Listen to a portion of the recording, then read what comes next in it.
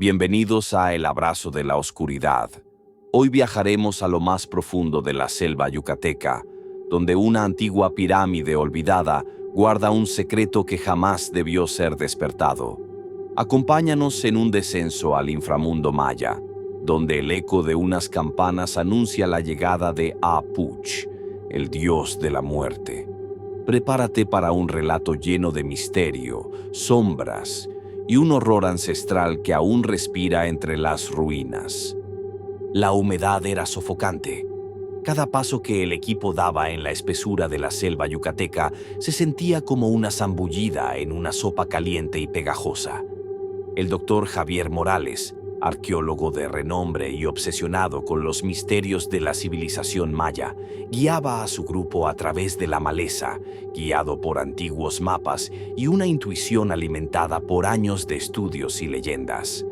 A su lado caminaban Clara Rivas, experta en epigrafía maya y su amiga de toda la vida. Tomás, un joven estudiante entusiasta pero inexperto. Luisa, una documentalista que grababa todo con su cámara. Y Rodrigo, un guía local que conocía la selva como la palma de su mano. Este último había sido el primero en advertirles. Hay lugares donde ni los animales entran. Esa pirámide está maldita. Pero Javier no podía dar marcha atrás. Los fragmentos de un códice recuperado en una excavación anterior hablaban de un templo olvidado donde descansaba el dios que susurra con campanas. Aquello no solo despertó su curiosidad profesional, sino también una sensación de destino inevitable. 3 días de camino les llevaron hasta una elevación cubierta de vegetación. No había dudas. Aquello era una estructura artificial, una pirámide devorada por la selva. «Es aquí», dijo Javier con voz trémula. Rodrigo escupió al suelo. «Que los dioses se apiaden de nosotros». El equipo instaló el campamento cerca del claro. Luisa grababa cada momento, incluso las discusiones nocturnas alrededor del fuego. Tomás hacía preguntas sin parar, desbordado de emoción. Clara ya comenzaba a traducir fragmentos de piedra hallados en las cercanías. Parecía que todo estaba alineado para un descubrimiento histórico, pero también fatal. Una anciana del poblado más cercano llegó tambaleándose al campamento esa noche, llevada por su nieta. Hablaba en maya antiguo. Clara la entendía apenas. «Dice que la pirámide guarda al dios que nunca duerme», tradujo con voz baja, «que cuando escuchemos sus campanas, ya será tarde». Y entonces el viento dejó de moverse. A la mañana siguiente, Clara encontró una inscripción parcialmente cubierta por raíces. «Este símbolo», dijo señalando un glifo, «representa a Apuch, el dios de la muerte y del inframundo. También se le llama Yum Kimil, el señor de Xibalbá. Este sitio podría haber sido un centro ceremonial de sacrificios». Tomás tragó saliva. «Y esas campanas de las que hablan, según las leyendas, anuncian su llegada», respondió Rodrigo. «Cuando suenan, la muerte ya está caminando cerca». Mientras trabajaban, Rodrigo relató historias que su abuelo le había contado. Hablaba de sombras que se movían entre los árboles, de viajeros que desaparecían sin dejar rastro, de gritos ahogados por el canto de pájaros negros. Todo en torno a esta zona. A pesar de la tensión creciente, Javier estaba eufórico. Sentía que estaba por descubrir algo que cambiaría la historia. Lo que no sabía era que lo cambiaría a él también. Al anochecer escucharon el primer sonido, un leve tintineo como el de una campana oxidada movida por una brisa inexistente. Clara se puso pálida. Rodrigo, temblando, prendió fuego a un incienso improvisado y empezó a rezar. Luisa apuntó con su cámara hacia la oscuridad. Nada, pero en la grabación más tarde se vería una silueta fugaz cruzando entre los árboles. El tercer día de excavación reveló un pasaje subterráneo, una entrada oculta bajo un enorme bloque de piedra tallado con figuras esqueléticas. Era una boca abierta, una entrada al inframundo. «Esto es real», susurró Javier. Descendieron con linternas. Las paredes del túnel estaban cubiertas de inscripciones, advertencias, plegarias, dibujos de cuerpos despedazados y sacerdotes con máscaras de hueso. «Hay sangre antigua en estas piedras», dijo Rodrigo. «Son sacrificios», explicó Clara, «ritualizados. Aquí se entregaban las almas a Apuch». Al final del túnel encontraron una cámara con un altar negro. Sobre él, una campana de cobre oxidado colgaba de una cadena rota. Javier no pudo evitar tocarla. El sonido fue seco, gutural, como si llamara desde otro mundo. Y entonces ocurrió. Una ráfaga de viento gélido recorrió la cámara. Las linternas parpadearon. Luisa gritó. Tomás cayó al suelo. Y en la penumbra, por un instante, todos vieron algo. Una figura alta, encorvada, con huesos visibles y una sonrisa sin labios. En su cuello, campanas que no necesitaban moverse para sonar. Apuch había despertado. Nadie dijo una palabra durante el ascenso de regreso al campamento. El silencio solo se rompía con el chasquido de las linternas fallando o el crujido de sus pasos nerviosos. Rodrigo iba rezando en voz baja. Clara tenía los ojos vidriosos, murmurando glifos que antes había traducido con lógica y ahora repetía como si fueran oraciones. Esa noche las campanas no dejaron de sonar. Era un tintineo lejano, pero constante. Luisa no pudo dormir y revisó sus grabaciones. En una de ellas, tomada justo cuando Javier tocó la campana, se veía una silueta negra cruzando detrás de Clara. No caminaba, flotaba. Tomás fue el primero en desaparecer. Al amanecer, su carpa estaba vacía. No había señales de lucha, solo una marca ennegrecida en la tierra, como si el suelo se hubiera quemado en forma de espiral. Buscaron durante horas. Rodrigo gritaba su nombre con desesperación, pero el eco que respondía no era humano. A mediodía, vieron algo moviéndose entre los árboles. Una criatura de baja estatura, deforme, con piel cuarteada y dientes pequeños y filosos. Un alux, pero no como los representaban las leyendas simpáticas. Este tenía ojos brillantes y un cuerpo cubierto de collares de huesos. Javier intentó seguirlo, pero se desvaneció en la maleza. A partir de entonces, empezaron a encontrar símbolos mayas tallados en los árboles, marcas recientes, como si algo los rodeara. Algo inteligente. El grupo comenzó a dividirse emocionalmente. Clara se encerró en sí misma, escribiendo compulsivamente en su cuaderno. Luisa dejó de grabar. Rodrigo armó un altar improvisado con velas y sangre de animales cazados. El miedo se convertía en histeria y el tintineo no cesaba. Esa tarde, Javier reunió al grupo en torno al altar improvisado. Clara no paraba de hablar en glifos y símbolos que nadie entendía. Mientras Luisa apenas levantaba la vista de su cámara, sus manos temblaban. Rodrigo, con los ojos hundidos y la mirada clavada en un punto invisible, se arrodilló ante el altar. «Él quiere algo», dijo. «No se detendrá hasta que se lo demos». «¿Qué quieres decir?», preguntó Javier. Rodrigo señaló la marca en el suelo donde desapareció Tomás. «Ya lo ha tomado una vez, pero eso solo lo ha fortalecido». Clara, sin mirar a nadie, habló por primera vez en horas. «No quiere a cualquiera, quiere al elegido, quiere al que lo despertó». Todos miraron a Javier. Las palabras de Clara fueron seguidas de un silencio espeso. Las campanas sonaron otra vez, más cerca, no como un eco, como si vinieran de entre los árboles. Esa noche, un olor nauseabundo impregnó el campamento. Luisa salió de su tienda gritando. Había grabado sin querer una figura parada frente a su carpa durante la madrugada. Cuando mostró el vídeo, todos vieron una silueta alargada con brazos que llegaban casi hasta el suelo. No tenía ojos, pero parecía observarlos. Rodrigo desapareció la noche siguiente.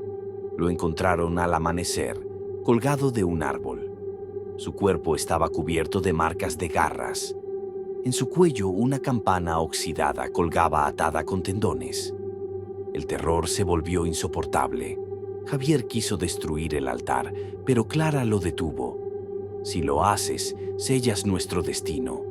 ¿Y cuál es ese destino?, gritó Javier. Ella lo miró y por un segundo sus ojos no parecían humanos. Ser devorados por el Dios que nunca duerme. Javier despertó en mitad de la noche con una sensación punzante en el pecho. Se levantó de golpe y se arrancó la camisa. Sobre su piel, una figura tallada como si hubiese sido quemada con hierro caliente. El glifo de Apuch. Clara lo vio y se arrodilló ante él. El elegido ha sido marcado. Debemos llevarlo al cenote. ¿De qué estás hablando?, protestó Javier. ¿Qué cenote? El que abre el camino a Xibalbá, respondió Clara con voz lejana. El único lugar donde podemos negociar con él. Luisa, que aún conservaba un poco de cordura, se negó. No podemos seguir alimentando esta locura. Debemos salir de aquí. Pero las brújulas ya no funcionaban. El GPS no mostraba nada. La selva parecía haberse tragado sus rutas de escape. Durante horas caminaron en círculos y siempre regresaban al mismo claro, a la misma pirámide. El lugar los retenía, y entonces Clara señaló una grieta en la base del templo, cubierta de raíces. La abrieron a la fuerza, revelando un pasaje descendente, oscuro y húmedo. «Nos está guiando», susurró Clara. «Sabe que venimos». Javier, desesperado, tomó una antorcha y comenzó a descender. Luisa dudó, pero lo siguió. El descenso a Xibalbá había comenzado. El pasadizo descendía en espiral, cubierto de raíces y huesos incrustados en la roca. El aire se volvía más espeso a cada metro, mezclando el olor a humedad con algo más profundo, antiguo. Las antorchas chisporroteaban, como si el fuego temiera seguir avanzando. Después de una hora de descenso, llegaron a una cámara subterránea. En el centro, un estrecho puente de piedra conducía a una plataforma circular sobre un inmenso cenote. El agua era negra, inmóvil. No había reflejo, no había sonido. «Esto no es un cenote común», susurró Luisa. «Parece un umbral». «Lo es», respondió Clara, completamente entregada a una voluntad que ya no parecía suya. «Es la entrada a Xibalbá». Sobre la plataforma había un altar cubierto de musgo y huesos blanqueados. Detrás, tallado en la piedra, el rostro de Apuch, con sus campanas talladas sobre los hombros. El aire vibraba con una frecuencia que les hacía doler los oídos. De pronto el agua se agitó. Del fondo emergió una figura cubierta de piel colgante, ojos huecos y una corona de cráneos diminutos. Una criatura entre humano y Dios, custodiando la entrada. «El guardián», dijo Clara. «El primer juicio». Luisa intentó retroceder, pero el puente detrás de ellos se derrumbó. No había marcha atrás. El ser abrió la boca y un sonido como cientos de campanas deformadas estalló en la sala. Javier cayó de rodillas. Sangre brotó de su nariz. Entonces Clara se adelantó. «Tómanos a nosotros. Déjanos pasar». El guardián la miró y asintió. Su cuerpo se deshizo en polvo. El camino estaba abierto. La siguiente sala era distinta. No había paredes ni techo. Era un vacío negro donde flotaban fragmentos de estructuras mayas, plataformas rotas suspendidas en el aire. Un abismo sin fin debajo. Al caminar, los pasos resonaban sin eco. Aquí, el tiempo parecía detenido y el aire sabía a ceniza. Luisa caminaba al borde de la locura. Sus labios se movían sin sonido. Las luces de su cámara parpadeaban. Javier intentaba mantener la calma, pero la marca en su pecho ardía con cada paso. Al fondo, vieron una figura sentada en un trono hecho de huesos. Apuch, no como antes. Esta vez era más grande, más real. Su piel colgaba como un velo podrido. De su cuello colgaban cientos de campanas que no se movían, pero emitían un murmullo eterno. «¿Has venido?», dijo con una voz que parecía surgir de todas partes. «Has cruzado las puertas y aún no entiendes». Javier intentó hablar, pero sus labios no emitían sonido. Luisa cayó de rodillas. Sangre goteaba de sus ojos. «Me despertaste», continuó el dios. «Me llamaste con tu ambición. Y ahora tu alma será el precio para cerrar la grieta». En ese momento, los ojos de Javier se abrieron en comprensión. Había una elección, un sacrificio, una manera de sellar la puerta. «Entonces, tómame», dijo. Apuch extendió una mano ósea. Luisa gritó su nombre y el mundo tembló. Javier sintió cómo su cuerpo era elevado del suelo, no con violencia, sino como si algo invisible y denso lo arrancara de la realidad. Luisa gritaba, pero su voz parecía cada vez más lejana. Todo se volvió niebla, y en medio de esa bruma espesa apareció un pasillo formado por raíces negras que palpitaban como venas vivas. Javier caminó solo. Las paredes respiraban. A cada paso escuchaba los susurros de los muertos. Algunos hablaban su nombre, otros lloraban, algunos reían. Al final del pasillo, un nuevo altar lo esperaba. Esta vez no era de piedra ni de hueso, sino de carne.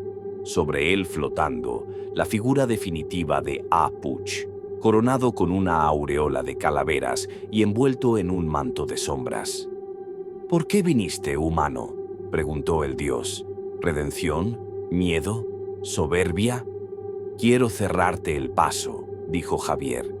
«Quiero que el mundo de los vivos no sea devorado». Apuch inclinó la cabeza. «Ya es tarde. Cada campana que sonó fue un alma ofrecida. Cada paso tuyo fue un sello roto. Solo queda el final». Javier cayó de rodillas, pero no suplicó. Levantó la vista y habló con firmeza. «Entonces tómame, pero jura que no volverás a cruzar». El dios extendió una mano. Tocó su frente. Javier gritó, y la oscuridad lo envolvió. Luisa despertó sola en medio de la estructura flotante. El trono de huesos estaba vacío. El murmullo de las campanas se había extinguido. Solo el silencio dominaba ahora. Corrió por entre las plataformas gritando el nombre de Javier. No hubo respuesta. No había señales de él. Solo un símbolo nuevo, brillante, flotando en el aire. El glifo de la muerte sellada. Un rugido lejano sacudió el vacío. Las estructuras comenzaron a colapsar. El suelo temblaba. Luisa corrió, cruzando de plataforma en plataforma, mientras el abismo se tragaba el mundo alrededor. Encontró la salida del cenote justo cuando el vacío detrás de ella colapsaba como si se cerrara un gran ojo dormido. Subió por el túnel con fuerzas que no sabía que tenía. Gritó, lloró, maldijo y finalmente salió. La selva la recibió con su luz filtrada, con su calor pegajoso, con su vida. El altar exterior estaba en ruinas. La pirámide se había desplomado sobre sí misma. Nada quedaba del templo. Luisa cayó al suelo sollozando. Javier había sellado la grieta, pero ¿a qué precio? Pasaron horas antes de que Luisa pudiera levantarse. Su cuerpo temblaba, no solo por el esfuerzo físico, sino por la certeza de haber sido testigo de algo que ningún ser humano debía conocer. Cuando al fin se incorporó, miró hacia la selva, esperando ver rostros amigos. Pero estaba sola. El campamento había desaparecido, como si jamás hubiera estado ahí. Caminó durante 2 días, guiada solo por el instinto. Los animales huían de ella. Los pájaros no cantaban. En la noche los grillos enmudecían. Nadie debía sobrevivir a lo que ella vivió, y sin embargo, algo o alguien había permitido su retorno. Finalmente fue encontrada por un grupo de buscadores de orquídeas. Deshidratada, cubierta de lodo y sangre, balbuceando nombres y símbolos que nadie entendía. La llevaron a un hospital en Mérida. La policía le hizo preguntas, pero ninguna respuesta parecía lógica.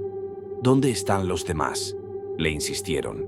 Luisa solo pudo responder: «Él los tiene. Yo no debía salir». Los doctores la diagnosticaron con estrés postraumático y delirio psicótico. Nadie creyó su historia. Nadie, excepto uno. Un anciano que llegó a verla días después, un sacerdote maya que no dijo su nombre. Le dejó una sola frase antes de marcharse: «El que escucha las campanas nunca vuelve a dormir tranquilo». Luisa nunca volvió a ser la misma. Abandonó su carrera como documentalista. Se mudó lejos de la selva.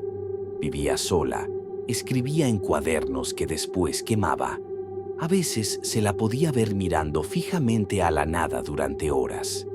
Años más tarde, una expedición universitaria regresó a la misma región.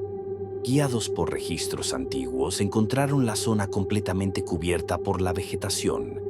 No había rastro del templo ni del cenote. Pero una noche, mientras acampaban, uno de ellos grabó un video con su móvil. En él se escucha claramente un sonido, un leve tintineo y una sombra cruzando entre los árboles. El video se volvió viral por unos días, etiquetado como leyenda urbana. Pero Luisa lo vio, lo reconoció y supo que, aunque la puerta se había cerrado, algo había quedado al otro lado, esperando. Y que algún día, cuando el eco de las campanas volviera a sonar con fuerza, Apuch reclamaría lo que le pertenece. Y así, entre ecos de campanas oxidadas y secretos que jamás debieron ser revelados, termina nuestra travesía por la oscuridad del inframundo maya. Si alguna vez escuchas un tintineo en la noche, recuerda que hay dioses que no olvidan y puertas que nunca deberían abrirse. Gracias por acompañarnos una vez más. Nos vemos en el próximo descenso, en El Abrazo de la Oscuridad.